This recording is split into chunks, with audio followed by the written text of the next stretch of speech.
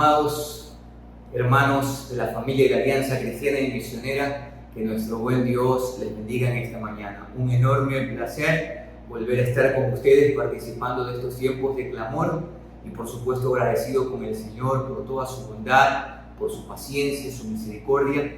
Que la gracia del Señor esté sobre sus vidas, el amor, la misericordia y la paz que sobrepasa todo entendimiento. Hemos estado algunas semanas lejos de las redes por algunos motivos, un tiempo de descanso, también unas complicaciones en mi salud. Por la gracia de Dios estamos bien y ahora pues gustosos de compartir con ustedes de este tiempo. En esta mañana vamos a tener la lectura bíblica en el Salmo 34. Quiero invitarles que ustedes tengan sus Biblias, abran sus Biblias o prendan sus Biblias en el Salmo 34. Dice la palabra del Señor así: bendeciré al Señor en todo tiempo, su alabanza estará de continuo en mi boca. En el Señor se gloriará mi alma, lo oirán los mansos y se alegrarán. Engrandeced al Señor conmigo y exaltemos aún a su nombre. Busqué al Señor y Él me oyó y me libró de todos mis temores. Los que miraron a Él fueron alumbrados y sus rostros no fueron avergonzados.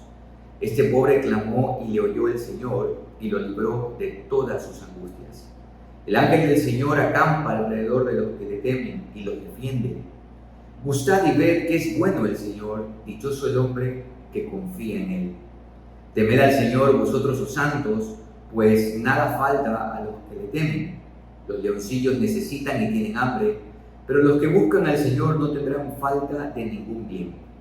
Venid, hijos, oídme, el temor del Señor os enseñaré. ¿Quién es el hombre que desea vida, que desee muchos días para ver el bien? Guarda tu lengua del mal y tus labios de hablar engaño. Apártate del mal y haz el bien, busca la paz y síguela. Los ojos del Señor están sobre los justos y atentos sus oídos al clamor de ellos. La ira del Señor contra los que hacen el mal, para cortar de la tierra la memoria de ellos. Claman los justos y el Señor oye y los libra de todas sus angustias. Cercano está el Señor a los quebrantados de corazón y salva a los contritos de espíritu.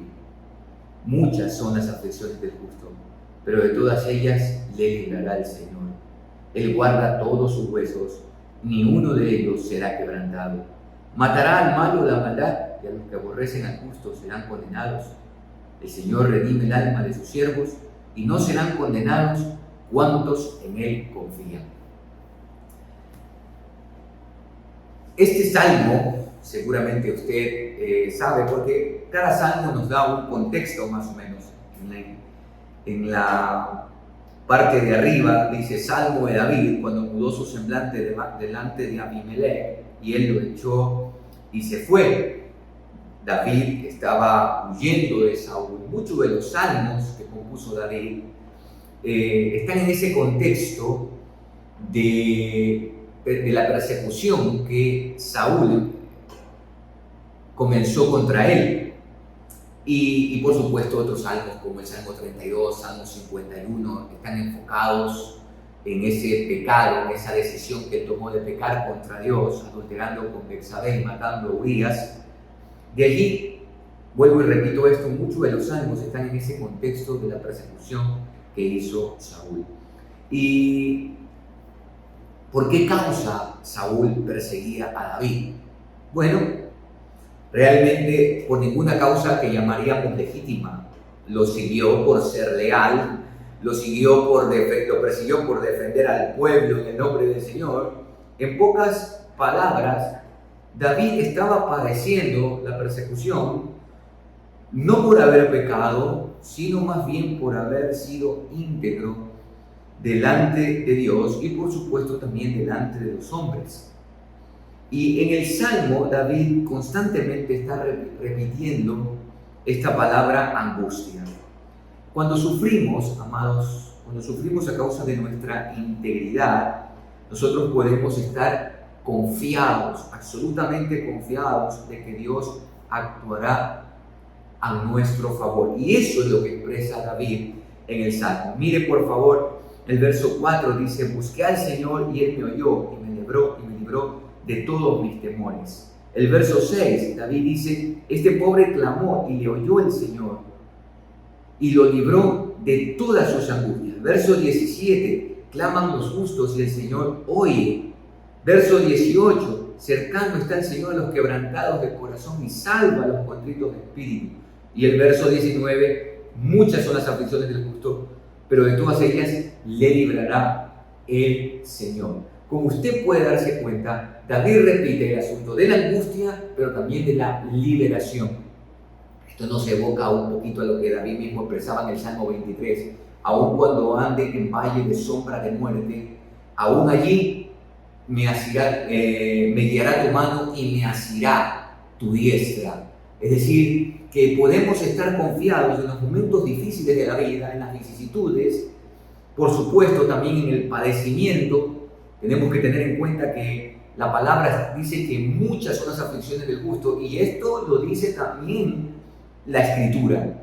Usted puede ir a la carta de Pedro y va a darse cuenta que Pedro dice que así como el oro es probado, así nuestra fe, que es mucho más preciosa que el oro, debe ser probada. Y Pedro dice que después de que hayamos padecido un poco de tiempo, Él mismo nos va a perfeccionar, Él mismo nos va a establecer, Él mismo nos va a afirmar. Amados, podemos estar seguros de que cuando padecemos por causa de la justicia, que cuando padecemos por causa de integridad, que cuando padecemos por causa de hacer la voluntad de Dios, Dios siempre actuará a nuestro favor. Y podemos estar completamente confiados en su presencia con nosotros, sosteniéndonos, en su poder con nosotros, fortaleciéndonos, y en su palabra para recordarnos y afirmarnos que Él es fiel, que Él nos oye, que Él nos escucha. ¿Qué debemos hacer? Porque hay algunas perlas, como solemos decir en la predicación, hay algunas perlas que nos menciona este salmo con respecto a qué debemos hacer cuando estamos padeciendo persecución, cuando estamos padeciendo por causa de la justicia, cuando estamos padeciendo a causa de la integridad, cuando estamos padeciendo a causa de haber hecho la voluntad de Dios y nada más. Hay otra perla allí, ¿no?, donde David plantea una pregunta: ¿quién desea tener muchos días para ver el bien? Y a continuación dice una serie de cosas. Pero esta mañana yo quiero dejarles a ustedes 3 cosas que menciona David que nosotros debemos de hacer cuando estamos padeciendo persecución, cuando estamos padeciendo por causa de la justicia, cuando estamos padeciendo a causa de nuestra integridad, cuando estamos padeciendo a causa de haber hecho la voluntad de Dios y nada más. Lo primero es contemplar. En el verso 4 y el verso 5, como Salmos es un libro sapiencial, poético, como le solemos llamar, va a usar muchas figuras para ayudarnos a entender a nosotros la profundidad de lo que Dios quiere que afirmemos en nuestro corazón. Y David, lo primero que tenemos que tener en cuenta es la contemplación. Dice el verso 4, busqué al Señor y Él me oyó. Y el verso 5 dice, los que miraron a Él fueron alumbrados y sus rostros no fueron avergonzados. La contemplación es esa capacidad o esa decisión o ese hábito de mirar a Dios en medio de la angustia, de enfocarse en Dios en medio de la angustia. Cuando nosotros, escúchenme esto con atención, cuando nosotros en medio de las dificultades centramos nuestra mirada en las dificultades, pues las dificultades serán todo lo que tendremos y terminaremos frustrados, terminaremos decepcionados, muchas veces hasta deprimidos. Eso no va a solucionar absolutamente nada. Por ponerle un ejemplo, nosotros estamos pasando en el Ecuador situaciones muy tristes, muy caóticas con respecto a la violencia, a la inseguridad, los problemas sociales, en lo que tiene que ver con la salud, la educación, entre otras cosas. Si yo centro mi mirada solamente en esas cosas, si detengo mi atención en lo que los medios de comunicación transmiten día a día, en las malas noticias que recibimos cada día, pues eso será todo lo que tengo y me sumergiré en la depresión, en la frustración, en la impotencia, entre otras cosas. Pero amados, cuando nosotros ponemos nuestra mirada en Él y contemplamos que Dios está en su trono, contemplamos que Él es justo, contemplamos que Él no ha perdido la soberanía y que su autoridad reina y reinará por los siglos de los siglos, entonces yo puedo tener esperanza. Por eso las Escrituras nos mandan a nosotros a poner la mirada en Jesús. Y Pablo dice, poned la mira en las cosas de arriba, contemplar. Tener ese hábito de, en medio de las circunstancias difíciles, venir a Dios para contemplarlo. Los salmos mencionan, miré al Señor y fueron disipados mis dolores. Los que miraron a Él, dice David, no fueron avergonzados. Es decir, los que le contemplaron, los que descansaron en Él, los que mantuvieron su mirada en Él, considerando que Dios no ha perdido el control. Por eso es que David empieza el Salmo diciendo, bendeciré al Señor en todo tiempo, su alabanza estará de continuo en mi boca, aun cuando está en un contexto de angustia, en un contexto de persecución, invita, evoca a sus lectores a engrandecer al Señor, a exaltar su nombre. ¿Por qué? Porque los que miraron al Señor, los que contemplaron al Señor, no fueron avergonzados jamás. Y dice el verso 5, y sus rostros no fueron avergonzados, los que miraron a Él fueron alumbrados. Es decir, Dios nos va a dar luz en medio de las tinieblas que producen la persecución, que produce la violencia, que producen las circunstancias difíciles. En segundo lugar, lo que David dice, no solamente contemplar, sino que una vez que contemplamos, clamamos. A propósito, antes de olvidarme, la contemplación tiene que ver con silencio, solamente contemplar a Dios. Es como cuando uno ve una obra de arte y uno va observando cada detalle, o cuando miramos un paisaje hermoso y simplemente lo que hacemos es callar y observar. Y por supuesto, en un paisaje hermoso siempre vamos a mencionar, Señor, cuán maravillosas son tus obras. Pero la contemplación tiene que ver con esa capacidad, esa disciplina de observar nada más a Dios, de tratar de imaginar en nuestra mente que Él está sentado en su trono y todo lo que quiso ha hecho, que estamos en su mismísima presencia. Me hace acuerdo a María, la hermana de Marta y Lázaro, cuando Jesús llegó y ella se sentó a los pies de Jesús y lo contempló y lo escuchó, por supuesto.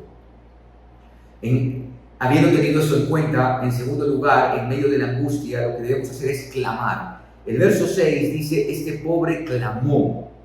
Mire, el verso 15 dice, a que Dios está atento, sus oídos, a nuestro clamor. Y el verso 17, claman los justos. Yo les he dicho en varias ocasiones que cuando en un texto bíblico se repiten palabras, allí está lo que el autor quiere que nosotros entendamos. Quiere nosotros que entendamos que en la angustia, que es una palabra que está repetida varias veces en el texto, que en la angustia nosotros clamemos a Dios. Que en la angustia nosotros pongamos delante de Él nuestra necesidad, abramos nuestro corazón. Amados, a veces nosotros, no sé en su experiencia, pero a veces nosotros hemos crecido en nuestra vida cristiana pensando que debemos ser súper cristianos, súper hombres, súper mujeres. Creo yo que la pandemia nos nos ha hecho recordar que somos vulnerables, que somos frágiles, que somos débiles. Y cuando nosotros estamos padeciendo, pues nos quebramos.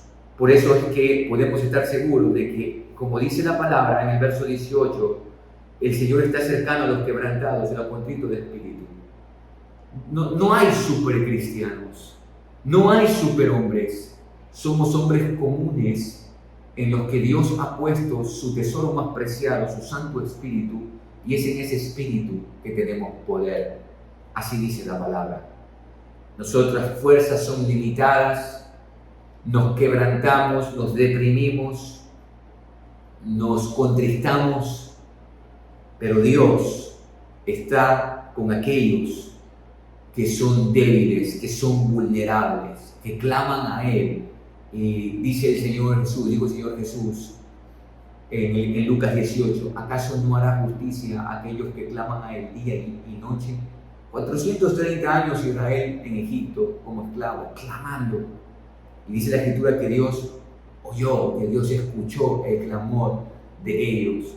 Amados, en medio de la angustia, en medio de lo que estamos padeciendo, en medio de lo que usted esté padeciendo, no sé qué cosas puede estar padeciendo, su salud, quizás quebranto financiero, quizás quebranto las relaciones, no sé cuál será su realidad que le está generando angustia, posiblemente la persecución de alguien, etc. En medio de la angustia, contemple y clame al Señor. Ponga delante de Él todo el dolor que siente, todo el quebranto, toda la angustia, todos los sentimientos que está teniendo, llévelos delante de Dios. Yo suelo decir que Dios no se avergüenza de las cosas que sentimos. Si algo le avergüenza a Dios es de que actuemos bajo los sentimientos, pero no de que le manifestemos nuestros sentimientos en medio de la angustia.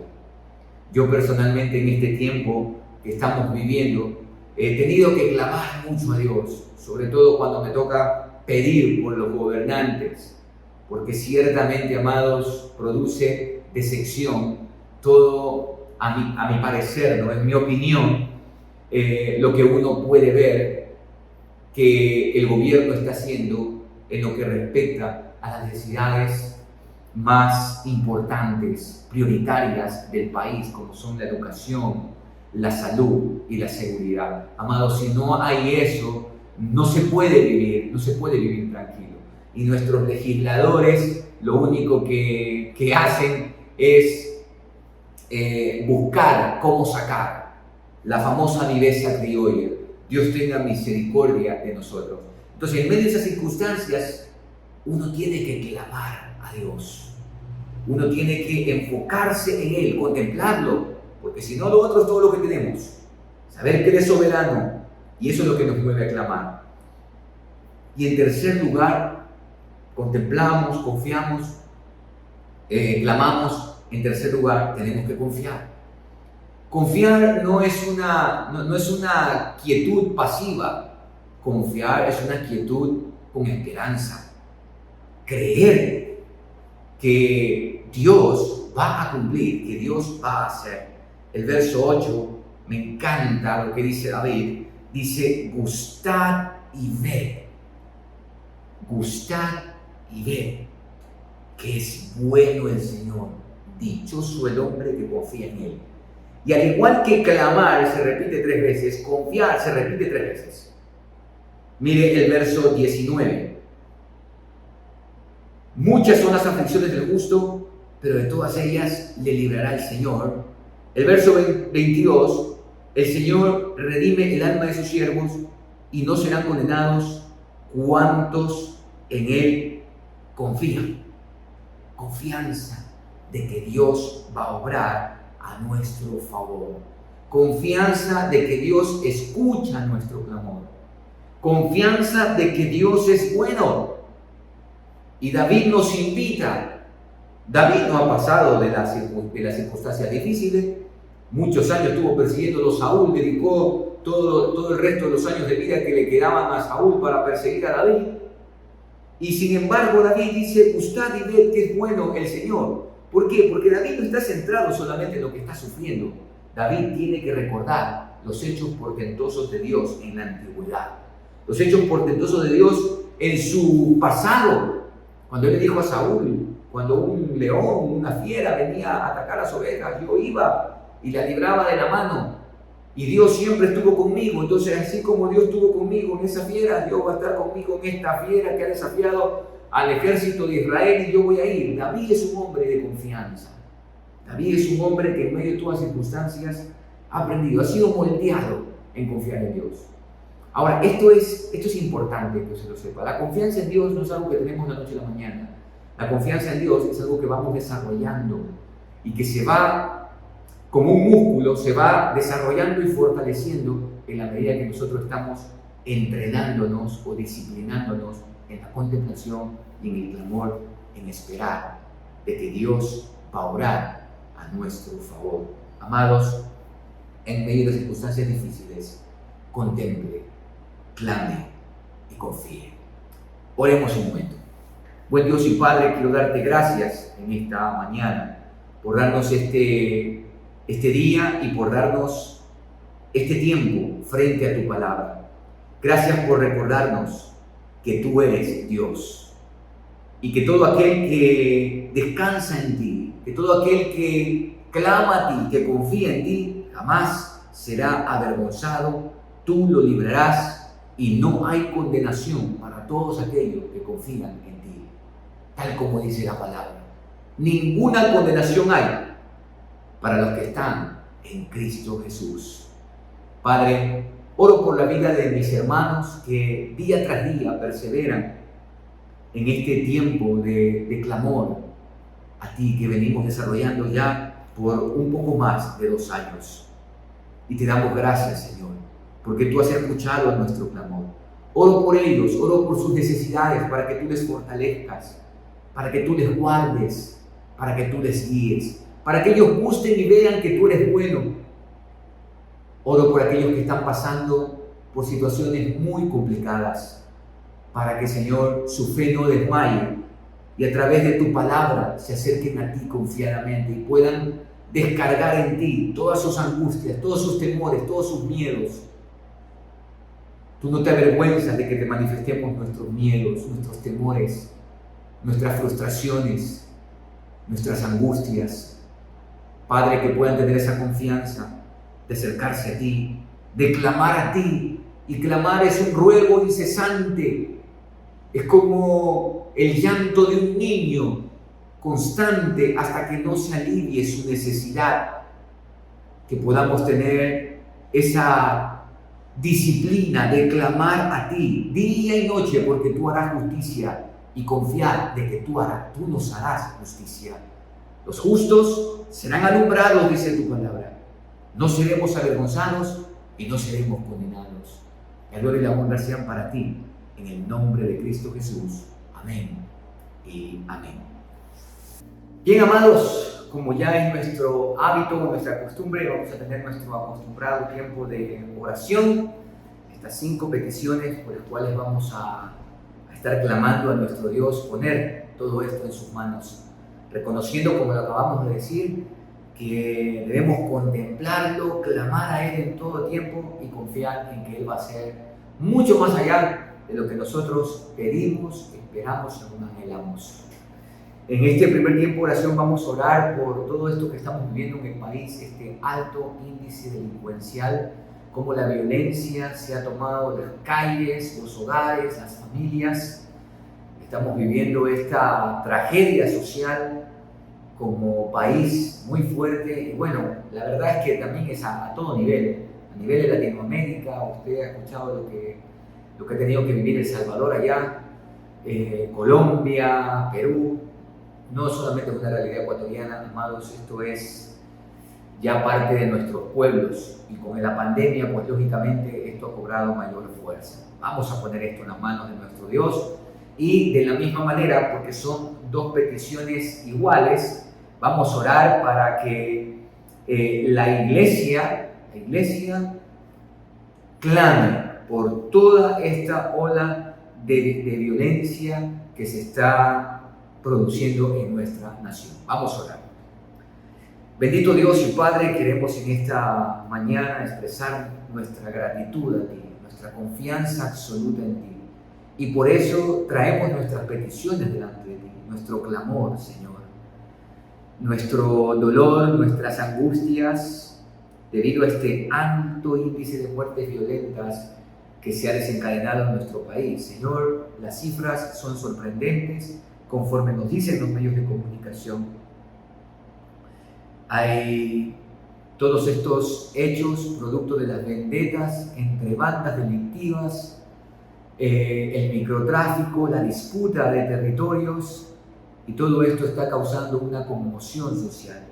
Los ecuatorianos vivimos en un estado de zozobra, de incertidumbre, de pánico también, así como también de impotencia, porque no podemos creer que la delincuencia sea más fuerte que todo el aparataje que tiene el gobierno para traer seguridad a nuestro país. Pero bien dice tu palabra, si tú no guardas la ciudad, en vano vela la guardia. Por eso clamamos a ti, Señor.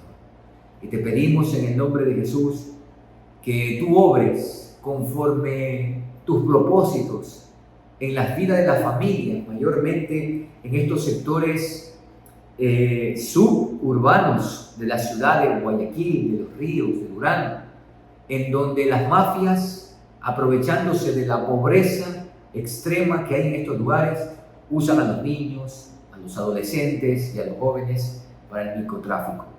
Reclutan jóvenes para entrenarlos en el sicariato. Y te rogamos, Señor, que tú, Padre amado, tengas misericordia. No sé ni cómo pedirte en cuanto a esto, pero solo te ruego por tu misericordia. Y oro para que el gobierno nacional, conjuntamente con la fuerza policial, haya una reestructuración entre sus filas. De la misma manera que los jueces, porque esto es un asunto de todos, de tal manera que las leyes se encrudezcan para el malo, de tal manera de frenar un poco la maldad, la violencia. Y en esa misma dirección, Señor, oramos para que la iglesia, tu iglesia, no nos escondamos, no nos metamos en nuestros guetos, todo lo contrario, nos pongamos en el vallado, como dice el profeta, como le dijiste al profeta Ezequiel, estoy buscando un hombre que se ponga entre mí y el pueblo, Señor, y dice tu palabra que no lo has hallado, que tu iglesia sea ese instrumento tuyo de clamor constante por esta violencia que se ha generado en el país. Oramos por aquellas familias que han perdido sus seres.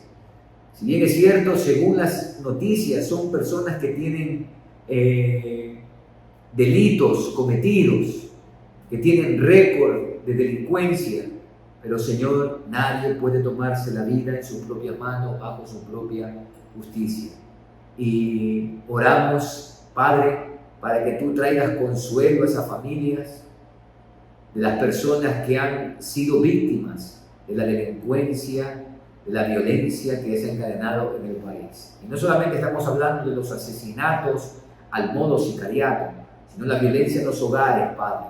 Ese alto índice de femicidio, que es una estadística aparte, no entra dentro de esas estadísticas que presentan las entidades gubernamentales. Señor, la violencia es en todas partes, en todo lugar. Y clamamos para que la iglesia, aquella que es columna y baluarte de la verdad, aquellos que hemos sido llamados a un sacerdocio santo, clamemos a ti día y noche y que tú obres en justicia, Señor. Obra según tu justicia. En ti esperamos, Señor, y en ti confiamos, expectantes de lo que tú vas a hacer, porque tú eres el Dios que escucha. En el nombre de Jesús. Amén y amén. Hermanos, en este tercer tiempo de oración, vamos a orar por todas aquellas personas que han sido removidas de sus puestos de trabajo, que se han quedado sin empleo y que por lo tanto en los actuales momentos están padeciendo necesidad. De hecho, es sabido que a causa de esta pobreza que está habiendo, se aprovechan todas estas mafias para reclutar personas, para hacer lavado de dinero, entre otras situaciones. Y todo esto no es que va a solucionar los problemas de la gente sin empleo, más bien los va a empeorar, los va a sumergir en los más profundos tentáculos de la miseria, porque eso es lo que es el narcotráfico y todos los tentáculos que tienen las mafias. Así que, amados, oremos para que Dios de alguna forma les dé entendimiento, puedan, hasta crear nuevas fuentes de trabajo. Oremos para que el Estado ecuatoriano el gobierno ecuatoriano cree políticas que la gente realmente pueda llevar el sustento a casa. Pongamos esto en las manos de nuestro Dios. Padre amado, queremos ahora rogarte por esta situación debido a la pandemia, porque estamos viviendo ya efectos de la pandemia, no solamente en el tema de delincuencia, sino también de gente sin empleo. Son miles de ecuatorianos que han quedado sin empleo, que han sido removidos de sus trabajos.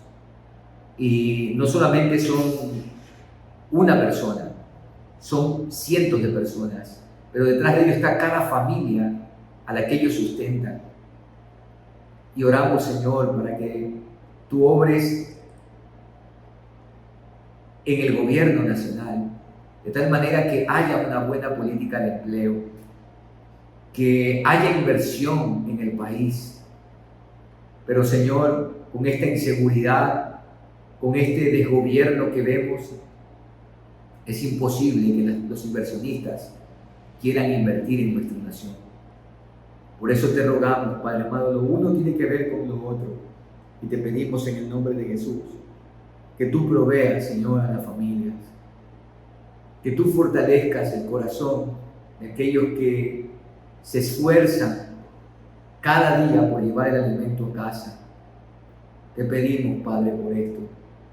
Y oramos para que nosotros, la iglesia, seamos generosos, que cada congregación en el lugar donde esté, hagamos esa obra de misericordia, que es lo que a ti te agrada, sosteniéndonos, apoyándonos los unos a los otros.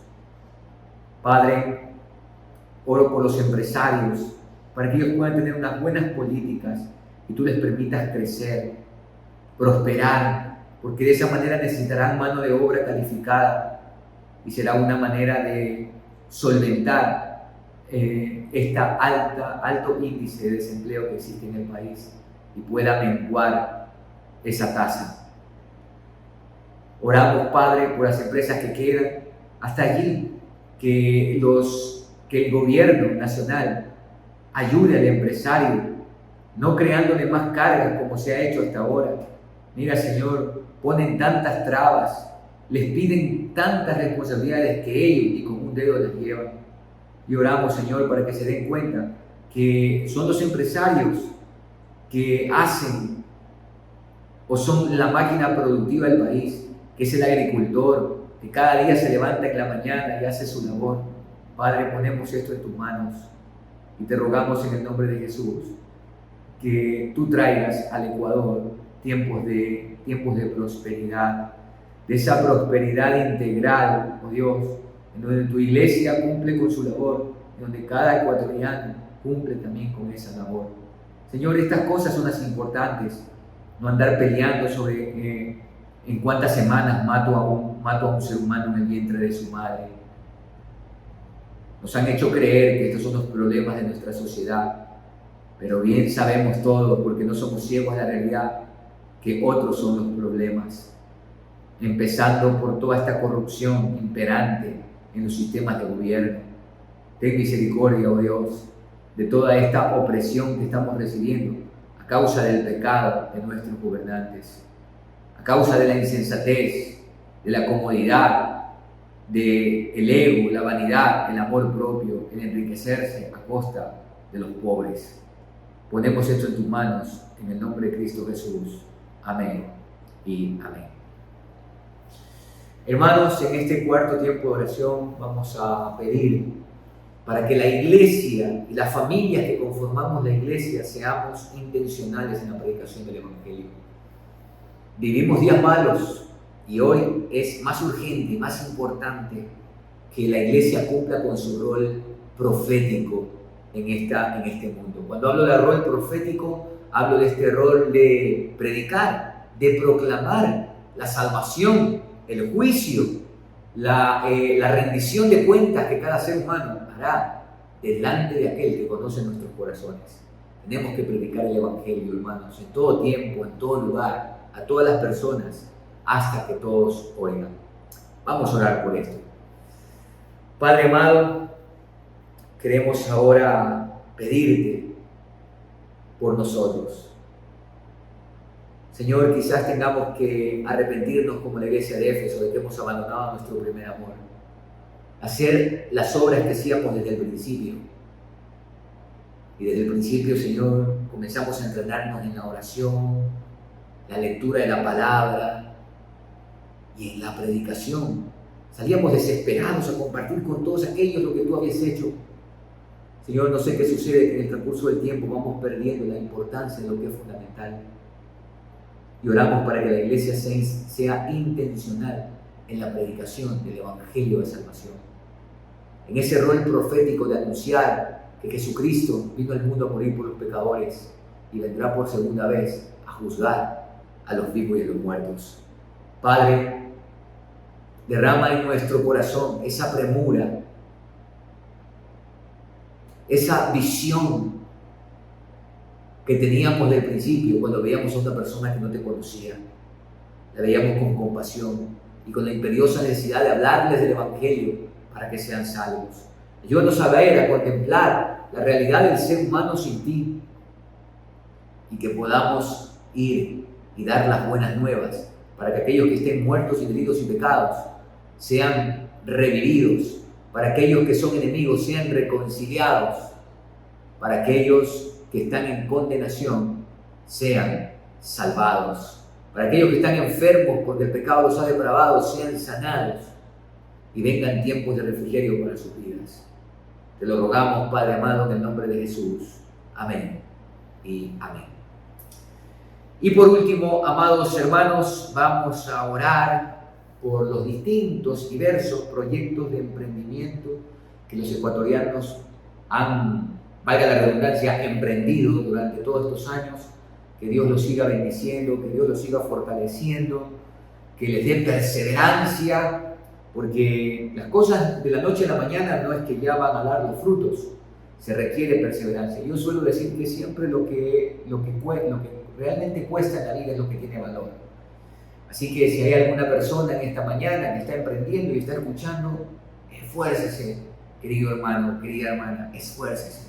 Y aliente a aquellos que han empezado un emprendimiento, apóyelo, pero también aliéntelos, pero también apóyelos, cómpreles, ayúdeles y ofrezca a otros también. Es lindo ver cuando una persona emprende en algo y poder ser esos, como suelen decir, la mejor publicidad es la que es la persona, que le dice vaya a ese lugar, compre ese producto porque es bueno, etc. Oremos por esto, hermanos. Y Padre amado, ahora queremos rogarte, primeramente agradecerte por los distintos y variados proyectos de emprendimiento que tú en tu bondad les has dado a muchos ecuatorianos y que se han en esta pandemia se han levantado estos nuevos negocios.